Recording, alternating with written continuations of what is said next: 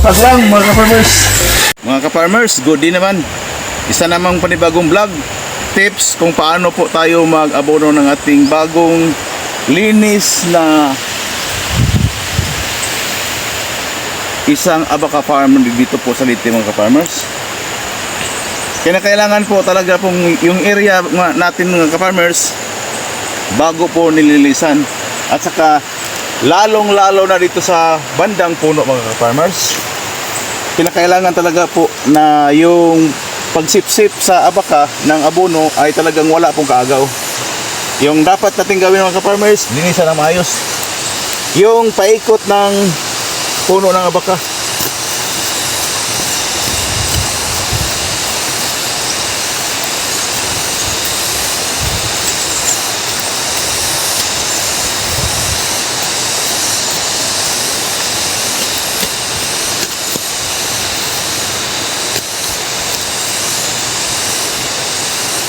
At saka ito na ka-farmers, malinis na po yung puno ng ating abaka mga ka-farmers.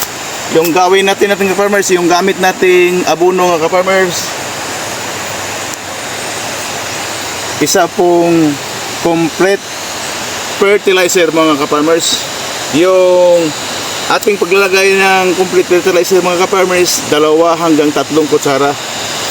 At saka yung layo po ng kanyang paglalagyan po ng abono, 3 to 5 inches yung layo. Mula dito, 3 hanggang 5 inches po yung layo. At saka yung lalim ng ating pagbabaunan po ng abono mga ka-farmers, 1 to 2 inches po yung lalim. Bakit? Para hindi po maanod sa bigla pong paglakas ng ulan at para matagal po yung pagpananatili ng abono sa loob ng lupa. Para palagi po mayroon siyang nasipsip na abono para yung ating abaka mga ka-farmers tuloy-tuloy po yung pagtubo at saka mabilis po yung pagtubo. Yan po ang aking gagawin mga ka-farmers. Yung una kong gawin mga ka-farmers, ito, 3 to 5 inches ang layo mga ka-farmers. At saka yung lalim 1 to 2 inches yung lalim. Isang paglalagyan.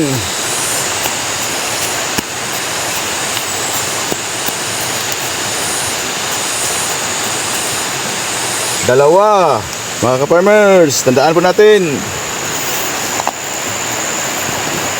At sa ito na rin yung panghuli at saka pangatlo na paglalagyan natin ang abono.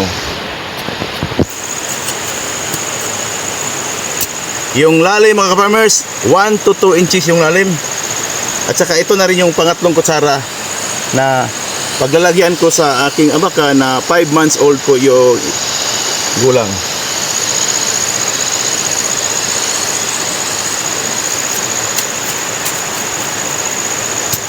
Ganyan po ang ating dapat gawin mga ka-farmers sa bagong 5 months old na abaka para gumanda yung tubo.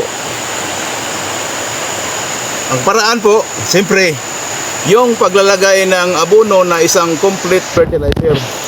Salamat na rin sa panonood mga ka-farmers at keep on watching sa tutorial video kung paano po tayo mag-abono ng isang abaka.